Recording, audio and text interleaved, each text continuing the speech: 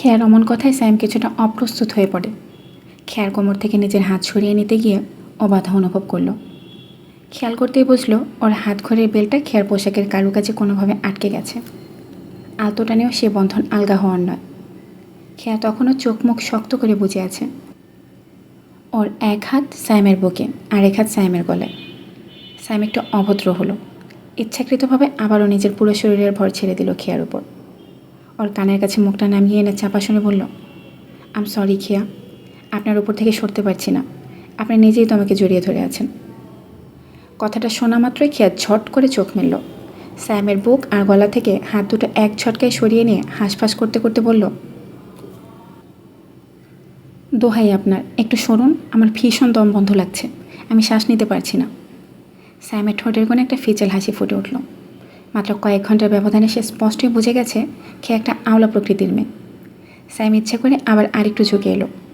বেচারা হওয়ার ভান করে বলল, আপনার পোশাকের কিসে যেন আমার ঘড়িটা আটকে গেছে। একটা জোরে টান দেব? দিন, কিন্তু তাতে যে জামাটা ছিঁড়ে যেতে পারে। মুহূর্তেই খেয়ে তড়িঘড়ি করে উঠল, না না, একদম টান দেবেন না। জামা ছিঁড়ে গেলে এই সময় আমি নতুন জামা কোথায় পাবো? তাহলে কি এভাবেই থাকবো? আপনার দম বন্ধ লাগছে না? খেয়ার কোনো উত্তর খুঁজে পেল না। চোখ দুটো আবার শক্ত করে বুঝে নিয়ে কেবল ঘন ঘন গভীর শ্বাস নিতে লাগলো। স্যাম দৃষ্টি সরিয়ে এবার খেয়ার চোখের দিকে তাকালো। বড় বড় দুটি শ্বাস ফেলে নরম সরে ডাকলো, হেই খেয়া। খেয়া চোখ নামিয়ে রেখেছে। স্যামের ডাক শুনেও খেয়ার স্যামের দিকে তাকানোর সাহস হলো না। মাত্র কয়েক সেকেন্ড আগে ঘটে যাওয়া ওই ন্যানো সেকেন্ডের ঘটনাটার আকস্মিকতায়ও তখনও পুরোপুরি কিং কর্তব্যবিমূঢ়। স্যাম এবার আলতো করে খেয়ার হাতটা নিজের হাতের মুঠোয় নিল। আবারও সে একই রকম সুরে ডাকলো, হেই খেয়া, শুনুন। খেয়া তবুও তাকালো না। তাকালো তখন যখন স্যামের উষ্ণ হাতটা আলতো করে ওর গাল ছুঁয়ে দিল। খেয়া শত চেষ্টা করেও তখন আর চোখ নামিয়ে রাখতে পারল না। খেয়া দৃষ্টি মেলালো স্যামের গভীর দৃষ্টির সাথে।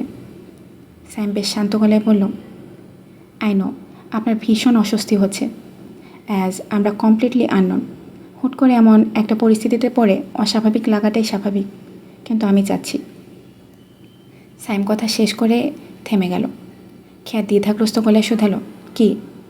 স্যাম কিছুটা অস্থির হয়ে উঠল। নিজের ভেতরের তাড়নাটা লুকাতে না পেরে জিভ দিয়ে ঠোঁট ভিজিয়ে বলেই ফেল, আমি চাচ্ছি একটু আগের ওই ওই ওই খেয়া চোখ নামিয়ে স্যামের গলার দিকে তাকায়। এ লোক এভাবে তোতলাচ্ছে কেন? স্যাম ভদ্রতার মুখোশ পরে আর থাকতে পারল না। মুখোশটা খুলে বলেই ফেলল, চাচ্ছিলাম ওই ইনকমপ্লিট কেসটাকে কমপ্লিট করতে। দম ফেলে বলে, অবভিয়াসলি ইফ ইউ ওয়ান্ট। খেয়া মুহূর্তের মধ্যেই মুখ ঘুরিয়ে নিল। ঠোঁটে শক্ত করে নিজের দুই হাত চেপে ধরে ঘন ঘন মাথা নাড়াতে নাড়াতে বলল, no no no, I don't want. Sam যেন পুরো আকাশ থেকে পড়ল। এভাবে মুখের ওপর রুড সরে কেউ নিষেধ করে দেয় ভাই? খেয়া তখন স্যামের বুকে কনুই দিয়ে ঠেলতে ঠেলতে বলল, ঘড়ির বেল্ট যেখানে আটকে যাক, দয়া করে আগে ওটাকেও ছোটান, আমার সত্যি দম বন্ধ লাগছে। স্যাম খেয়ার হাতের উপর নিজের হাত রাখল। ওর মুখ থেকে হাত দুটো সরিয়ে নিতে চাইল, কিন্তু খেয়া অনড়। তাই স্যামও আর জোর করল না। জোর জবরদস্তি করা ওর সাথে যায় না। ও রয়ে শুয়ে জানতে চাইল, মুখের ওপর নিজের স্বামীকে কেউ এভাবে না বলে দেয়? যে স্বামী তার স্ত্রীকে মুরব্বীদের মতো আপনি আগে করে সম্বোধন করে, তাকে কেন চুমু খেতে দেব? স্যাম কৌতুকের হাসি হাসলো, ও আচ্ছা, আপনি করে বলে বলে এত আপত্তি? হ্যাঁ। আপনার কি খুব এটা অপছন্দ? আপনি যেভাবে আপনি আগে করে কথা বলেন, তাতে মনে হয় আপনি আমার চেয়ে 9 বছরের বড় নন, বরং আমি আপনার চেয়ে 9 বছরের বড়। স্যাম চোখের দৃষ্টি আরও গভীর করে শুধালো, আপনি চান আমি আপনাকে তুমি করে বলি? এবার জড়তাহীন স্পষ্ট কণ্ঠে খেয়া উত্তর দিল, জি। স্যামের ঠোঁটে আবারও সে ফিচেল হাসি ফুটে উঠল। স্যাম খেয়ার ওপর থেকে সামান্য সরে খেয়ার কোমরের দিকে তাকালো। হাত বাড়িয়ে ওর জামার লেসের কোণা থেকে ঘড়িটা মুক্ত করে উঠে বসল। খেয়া এতক্ষণে ঠোঁট থেকে হাত সরিয়ে জোরে শ্বাস নিল। স্যাম ভদ্রতাবশত চোখ সরিয়ে নিল। চশমাটা খুলে চোখ দুটো একটু রোগড়ে নিয়ে বলল, উঠুন, কিছু করছি না আমি, ওই অ্যাক্সিডেন্টাল কেসের জন্য সরি। আমার কোনো উদ্দেশ্য ছিল না আপনাকে বিব্রত বোধ করানোর। স্যামের কথাটা কর্ণকুহরে পৌঁছানো মাত্রই খেয়ার কেন জানি ভীষণ রাগ লাগলো। অস্বস্তি আর রাগের পাল্লা সমান সমান হয়ে গেল। রাগে টিকতে না পেরে ধরফর করে উঠে বসল। ওনার এক প্রান্ত গা থেকে খসে পড়েছে আগে। ওনা গায়ে জড়িয়ে নিয়ে যেই না বেডের সামনের ওই ভেজা মেঝেতে পা রাখল, অমনি পাটা পিছলে গেল ওর। খেয়াকে আবার মুখ থুবড়ে পড়ার হাত থেকে বাঁচাতে সায়েম খেয়ার বাম হাত ধরে নিজের দিক থেকে এক হ্যাঁচকা টান মারল। সে আকস্মিক টানের বেগ সামলাতে না পেরে খেয়া পেছনে ঘুরে সোজা গিয়ে পড়ল সায়েমের চড়া বুকে। খেয়ার এভাবে আঁচড়ে পড়ার ধাক্কায় সায়েমের ভারসাম্য হারিয়ে আবারও বিছানায় শটান হয়ে পড়ল। এবার সায়েম নিচে, খেয়া ওপরে। সায়েম চোখ খিচে দুহাতে খেয়াকে সম্পূর্ণ নিজের বাহুডোরে জড়িয়ে নিল। মাত্র এক চুলের ব্যবধান, নইলে দুজনের ঠোঁট আবারও এক হয়ে যেত। সায়েম চোখ খুলে তাকালো। খেয়ার চোখ গোল গোল হয়ে আছে। সায়েম বাম হাত খেয়ার মাথার পেছনে হাত রাখল। খেয়ার উত্তপ্ত শ্বাস আছড়ে পড়ছে সায়েমের মুখে। সায়েম কণ্ঠস্বর গম্ভীর করে বলল, একটুর জন্য বাঁচা গেল, না হলে কোমরটা সেই রাতে না ভাঙলেও আজ ঠিকই ভাঙত। খেয়াল লজ্জায় চোখ নামিয়ে নিল। ছাড়ুন আমাকে। তুমি বড্ড বেখেয়ালি খেয়া। তোমাকে সামলাতে যে আমার ভীষণ বেগ পোহাতে হবে, তা বেশ বুঝতে পারছি। খেয়া এবার সায়েমের চোখের দিকে তাকালো। সায়েমের মুখে তুমি সম্বোধনটা শুনতে কেন যেন একদম মন্দ লাগলো না। সায়েম আলতো করে খেয়ার চুলে গোজা ক্লিপটা খুলে দিল। মুহূর্তেই চুল ছড়িয়ে পড়ল। সায়েম একটা দীর্ঘশ্বাস ফেলে বলল, আমি জানি আমরা একে অপরের কাছে সম্পূর্ণ অচেনা। তোমার পছন্দ অপছন্দ কিছুই এখন আমার জানা নেই, বাট ট্রাস্ট মি। এইটুকু বলেই সায়েম থামল। জোরে দম নিয়ে বলে, I badly want to complete that incomplete kiss. এই ইশতিয়াক সায়েমকে সবাই প্রচণ্ড ধৈর্যশীল বলে জানে, কিন্তু প্রথম আকস্মিক ছোঁয়াটার পর থেকে আমি। সায়েম চোখ বন্ধ করে নিল। খেয়াও লজ্জায় চোখ বুজে নিল। ওর পিঠ জুড়ে সায়েমের বলিষ্ঠ এক হাতের বেষ্টনী, অন্য হাত চুলের ভাঁজে। চাইলেও এই সায়েমের বন্ধন থেকে নিজেকে ছাড়াতে পারবে না ও। তাছাড়া সায়েমের এই নিবিড় সান্নিধ্য ওর নিজের মধ্যেও কেমন একটা অস্থিরতা তৈরি করেছে। সায়েম খেয়ার গালে হাত রেখে বলতে লাগলো, ফ্রি মিক্সিং আমি কখনোই পছন্দ করি না। পাপার চাচাতো ভাইয়ের মেয়ে, মানে আমার এক কাজিন সিস্টার, ভীষণ গায়ে পড়া স্বভাবের। নিজেকে আধুনিক প্রমাণ করতে সে অত্যন্ত খোলামেলা পোশাক পরে। বড় ছোট না মেনে সবার সাথে 18+ কথা বলে। গালি দিয়ে নিজেকে কুল প্রুফ করতে চায়। আমার সাথে, সাদমানের সাথে, এমনকি বড় ভাইয়ের সাথেও সে হাসতে হাসতে অকারণে গায়ে হাত দিয়ে কথা বলে। ওর এই স্বভাবটা আমার চরম বিরক্তকর লাগতো। I thought I hate girls touch. You know what, আমার মেডিকেল কলেজ লাইফেও ক্লোজ ফ্রেন্ড সার্কেলে মেয়ে ছিল না, কিন্তু এখন তোমাকে এভাবে জড়িয়ে ধরে রাখতে আমার এক বিন্দুও খারাপ লাগছে না। Yeah, I hate girls touch, not my wife's touch. তোমার কাছে এইসব বলতেও আমার কোনো সংকোচ বোধ হচ্ছে না। নিজেকে ছোট মনে হচ্ছে না। মনে হচ্ছে না তুমি একটা মেয়ে যাকে আমি অকারণে হেনস্থা করছি, অসম্মান করছি। উল্টে মনে হচ্ছে এসব কথা তোমাকেই শুনতে হবে। শুনতে না চাইলেও জোর করে শোনাবো। আমাদের বিয়ের বয়স 3 দিন। আমরা একে অপরের সাথে মোটেও ফ্রি না। তারপর আমার খারাপ লাগছে না। তোমার খারাপ লাগছে? থেমে যাব? খেয়া কী উত্তর দেবে? পুরুষ অসহ্য লাগলেও বাবা ভাই ব্যতীত সব পুরুষ মানুষ দু চোখের বিষ হলেও সায়েমের এই আলতো ছোঁয়া ওকে ক্ষতবিক্ষত করছে না।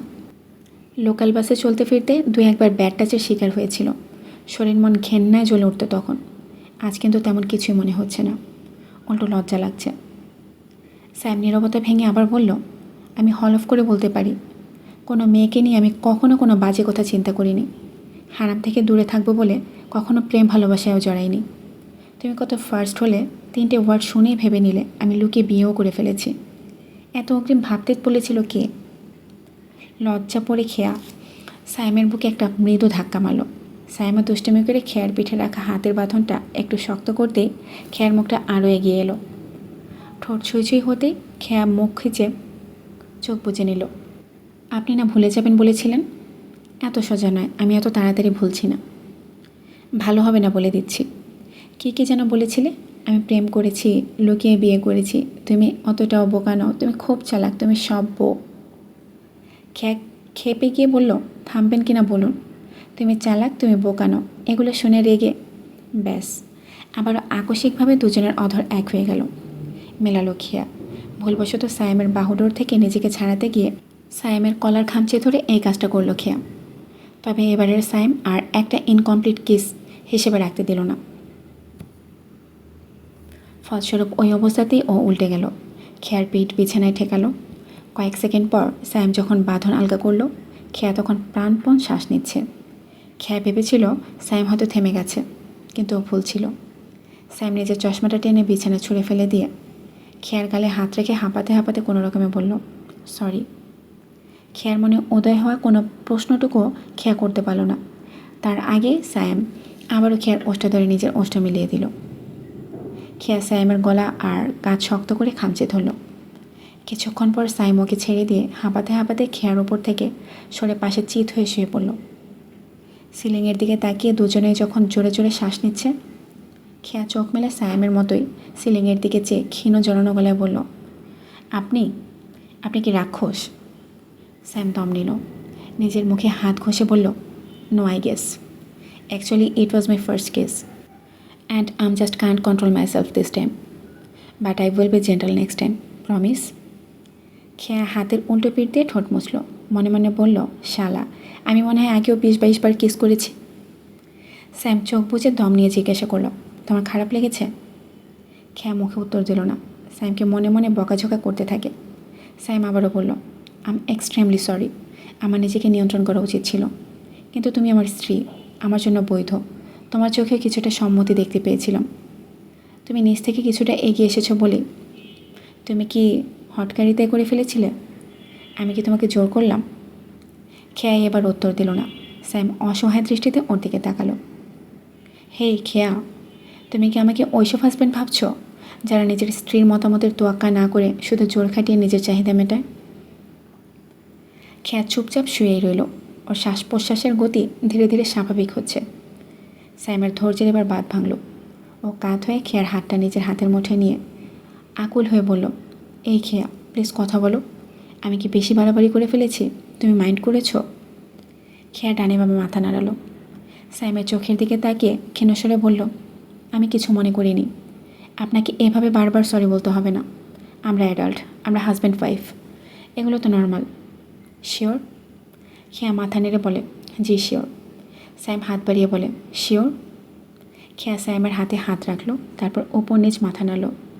স্যাম খেয়ার হাত টেনে আলতো করে ঠোঁট ছোঁয়াতেই খেয়া হাত কেঁপে ওঠে। স্যাম ওর হাত ছেড়ে দিয়ে আবারও সিলিংয়ের দিকে তাকালো। মাথার নিচে দুহাত রেখে জোরে জোরে শ্বাস নিতে থাকে। দৃশ্যটা এমন, স্যামের দুহাত মাথার নিচে, খেয়ার দুহাত পেটে।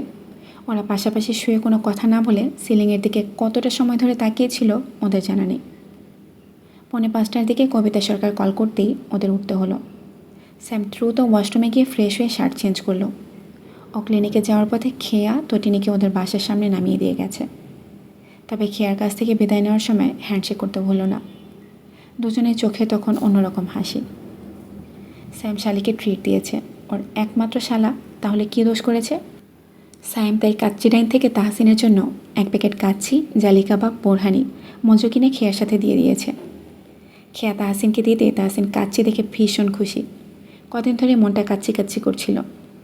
তাহসিন সাইমকে কল করে ওর জন্য কাচ্চি পাঠানোর জন্য ধন্যবাদ জানালো। কিন্তু হুট করে ওর মাথায় এলো সাইম কত ভালো, আর ওর আপু একটা খাইস্টা। এখন তাহসিন কাচ্চি সাথে 1 চুমুক মজু খাচ্ছে আর সাইমের জন্য আফসোস করতে করতে দিশেহারা হয়ে পড়ছে।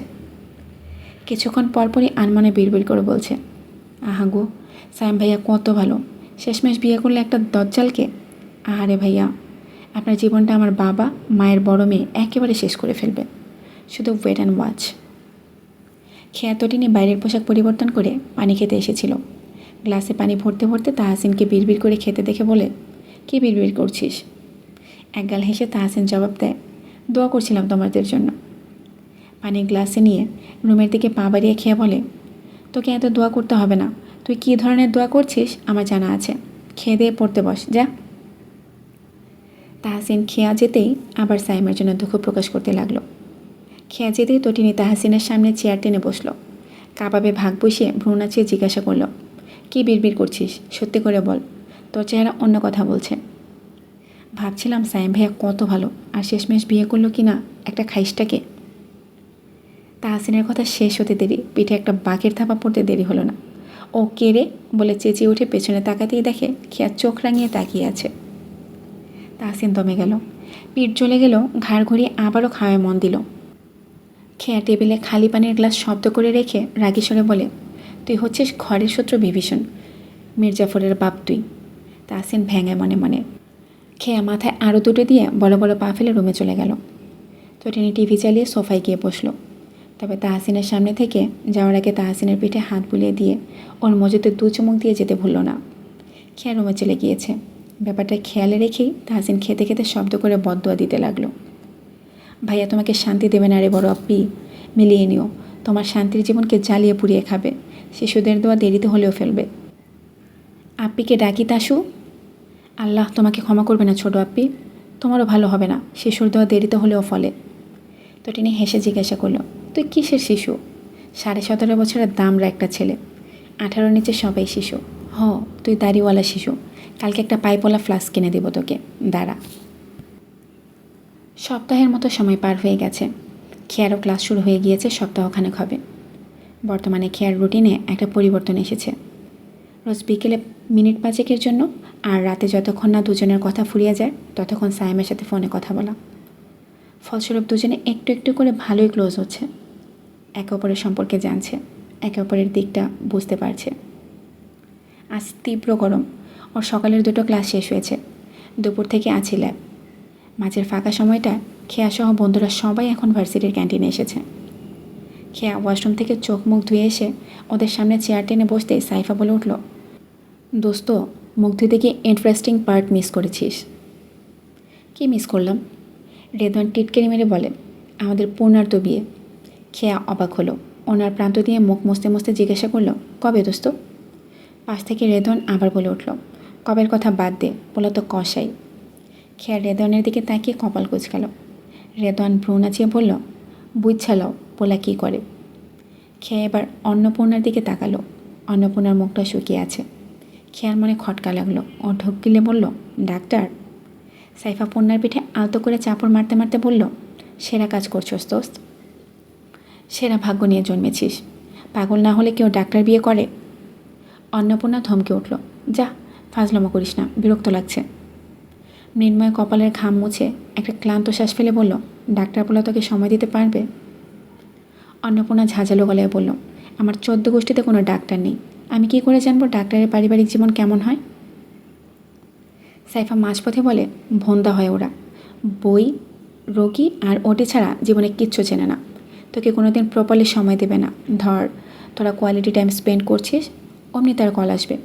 সে তোর কথা চিন্তা না করেই দৌড় দেবে। জাস্ট আ ডাম প্রফেশন। রেদন বলল, তাছাড়া ডক্টর আর নন মেডিকেল ব্যাকগ্রাউন্ডের মেয়ে কমই বিয়ে করে। ছেলে তোর থেকে 8 বছরের বড়, আর তার ওপর কষাই। মনের মিল আদৌ হবে তো? খেয়া চুপচাপ সব শুনতে লাগলো। এখানে এখন কথা বাড়ানো যাবে না। বন্ধুদের এসব কথা শুনে পূর্ণা মাথা নিচু করে মুখ কালো করে বলল, বাদ দে, বিয়ে একদম ঠিকঠাক। সাইফা জিজ্ঞেস করলো, বিয়ে কবে? আমাদেরকে দাওয়াত দিবি না? ডেট এখনও ঠিক হয়নি। রেদওয়ান বলল, আমাদেরকে দাওয়াত দিস প্লিজ। তোদের বিয়ে খাওয়ার, দেখার অনেক শখ আমার। আমি এখানে কষ্টে আছি আর তুই বিয়ে খাওয়ার কথা বলছিস? হ্যাঁ দোস্ত, স্টার জলসা আর জি বাংলা ছাড়া তোদের মতো বিয়ে সামনাসামনি দেখার সৌভাগ্য তো আর হয়নি। শয়তান কতগুলা, পুনার দাঁত চিবিয়ে বলল। খেয়া এতক্ষণ পর মুখ খুলল, ছেলের সাথে কথা হয়েছে? ফোনে কথা হয়েছে। এই শুক্রবার আমাদের বাসার কাছাকাছি একটা রেস্টুরেন্টে দেখা করব। গত রাতে ওনার সাথে তেমনটাই কথা হয়েছে। খেয়া পূর্ণার পিঠে হাত বুলিয়ে দিতে দিতে বলল, থাক, মন খারাপ করিস না। বিয়ের আর কিছুই ঠিক হয়নি? এই শুক্রবারের পরের শুক্রবার আশীর্বাদ হবে, ওটা ফাইনাল। ওদিন সন্ধ্যায় বিয়ের ডেট ঠিক হবে। আশীর্বাদে কী করে দোস্ত? আমাদেরকে দাওয়াত দিলে না যে? মৃন্ময় বলল, সরি দোস্ত, তোমাদেরকে ইনভাইট আমি করতামই, কিন্তু আশীর্বাদ হবে গ্রামে, একদম ক্লোজ ফ্যামিলি মেম্বারদের নিয়ে। তোদেরকে আমি গায়ে হলুদ আর বিয়েতে শিওর দাওয়াত দেব।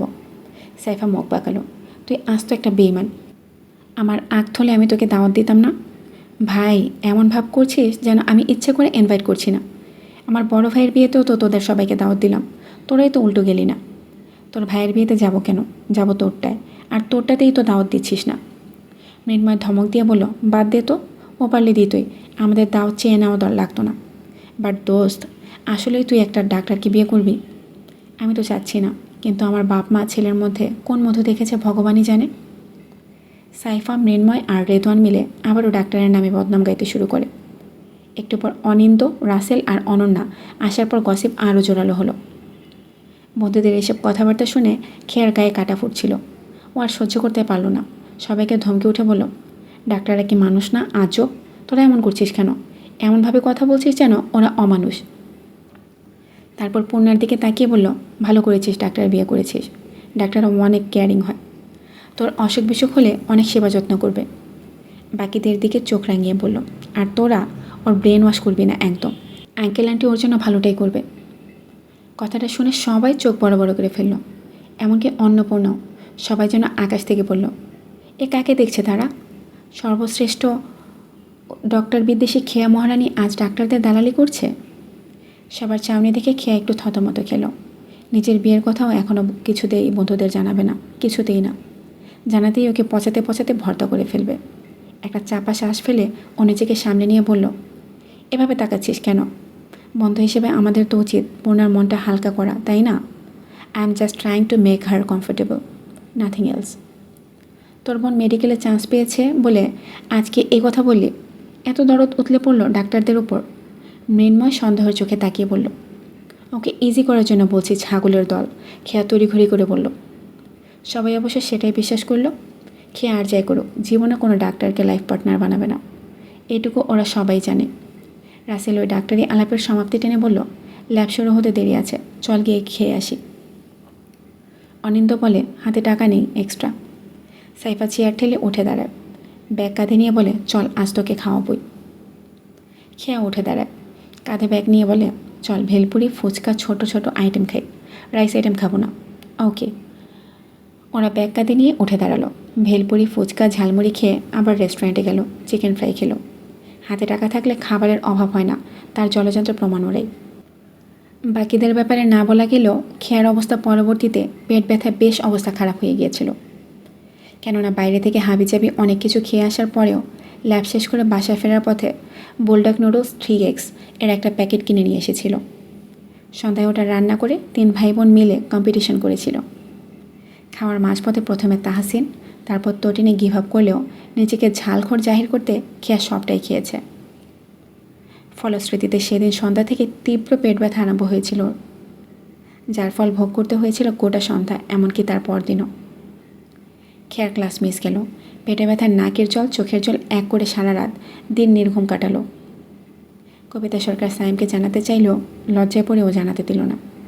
কবিতা সরকার প্রথম দিন জানালেন না ঠিকই, তবে পরের দিনও না কমায় খেয়াকে ধরে বেঁধে সাইমের চেম্বারে নিয়ে গেলেন।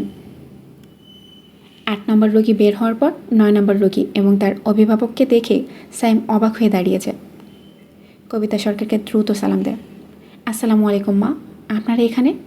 হসপিটালে কেন, কোনো সমস্যা? খেয়ার মুখ কাচুমাচু।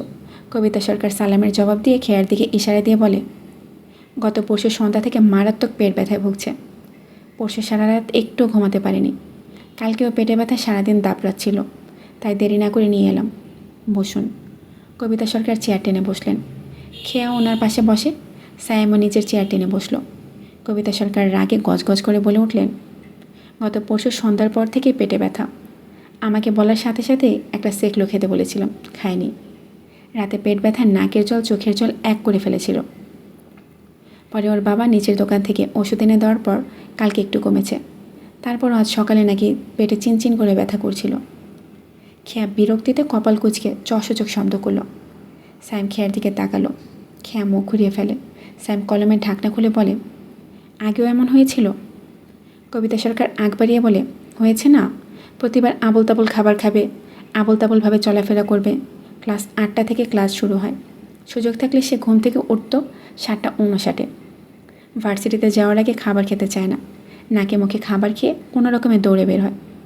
বাসায় এসেও ভাত খেতে চায় না। বাইরে বন্ধুদের সাথে আবল তাবল গু গোবর খাবে আর রোজ সন্ধ্যায় ঝাল ঝাল নুডলস বানিয়ে খাবে। কোনো স্বাভাবিক মানুষের পক্ষে এত ঝাল খাওয়া সম্ভব নয়। একটা কথাও শোনে না আমার কথা শুনলে এত রোগী ভুগতে হয়। খেয়ার টেবিলে হাত ঠেকিয়ে কপাল চেপে ধরে, আঙ্গুল স্লাইড করে। এই মহিলা আর এই মহিলার ছোট মেয়ে সাইমের সামনে ওর এত বেজ্জতি করে কী শান্তি পায় আল্লাহই জানে। সাইম কপাল চুলকে বলে, এমন করলে তো সমস্যা। বোঝাও ওকে, আমার কথা তো এক কান দিয়ে ঢুকিয়ে আরেক কান দিয়ে বের করে ফেলে তোমার কথা যদি শোনে। সাইম আবারও তাকালো কপাল চেপে ধরে খেয়ার দিকে। ফের চোখ নামিয়ে প্রেসক্রিপশনের দিকে তাকায়। কলম চালিয়ে নাম বয়সের ঘর ফিল আপ করতে করতে বলে, পেট ব্যথার মাত্রা কি তীব্র ছিল? খেয়া উত্তর দেয় না। কবিতা সরকার বলে, কিরে বলছিস না কেন? খেয়া খেয়ে উঠে বলে, এত কথা যখন বলেই ফেলেছ এটাও তুমিই বলো। স্যাম মাকে দেওয়া মেয়ের মুখ ভেঙচি দেখল। স্যাম চোখে চশমা ঠেলতে ঠেলতে ভাবে, ও যদি ওর মাম্মার সাথে এভাবে কথা বলতো তবে ওকে চাপটে একটা চড় মারত। কবিতা সরকার চোখ রাঙিয়ে তাকালেন। বেয়াদবিটা দেখেছ? একটা কথাও শোনে না আমার। রাতে পেটের ব্যথায় কেঁদেছে পর্যন্ত। ঠান্ডা পানির শেক দিয়ে ওষুধপত্র খাইয়ে আমি সুস্থ করলাম, এখন আমার সাথেই গাদ্দারি। স্যাম চাপা শ্বাস ফেলে জানতে চাইল, বাইরের খাবার খাওয়া হয়েছিল? পরশু ওর বাবা ওকে 500 টাকা নোট দিয়েছিল সকালে, পুরো টাকা শেষ। বন্ধু কয়েকটা জুটিয়েছে, নিজের মতোই লদর ভদর। প্রতিদিন তারা ক্লাস আর ল্যাবের মাঝের সময়টুকু বাইরের খাবার খায়, প্রতিদিন। শুক্রবারও 3 ভাই বোন মিলে বাইরে খেতে যায়। খেয়া বিরক্ত হলো, মুখ থেকে আপনা আপনি বের হলো, উফ। স্যাম কপাল চুলকায়। কবিতা সরকার খেয়ার উদ্দেশ্যে বলে, এই স্যামকে সবটা খুলে বল। তুমি বের হও, তুমি থাকলেই প্যাচ লাগবে। সত্যি কথা বলে দিলে তো আর মান থাকবে না, তাই না? হ্যাঁ তাই, তুমি বাইরে গিয়ে অপেক্ষা করো, যাও। কবিতা সরকার বুঝলেন উনি না বের হলে এই মেয়ে মুখ খুলবে না, তাই পার্স হাতে নিয়ে উঠে বাইরে চলে গেলেন। কবিতা সরকার কেবিন থেকে বের হতেই স্যাম নড়ে চড়ে বসল। চেয়ারে হেলান দিয়ে বলে, কী সমস্যা? মা জানে। সমস্যা তোমার, আর সেটা মা জানে? এতক্ষণ তো কত কিছুই বললো, শুনেননি? খেয়ার কপাল কোঁচকানো। না, তোমার কথা তোমার কাছ থেকেই শুনতে চাচ্ছি। মা বাবাদের সন্তানকে নিয়ে এমন হাজারো কমপ্লেন থাকে, আমরা কখনোই তাদের মন মতো হতে পারি না। খেয়া কানের পেছনে চুল গুজে আমতা আমতা করে বলল, পেটে ব্যথা। কারণ? জানি না। অনিয়ম করা হয়েছিল? নো। স্যাম ব্যঙ্গাত্মক স্বরে বলে উঠল, প্রপারলি হ্যান্ড ওয়াশ না করলেও তো পেটে ব্যথা করবেই।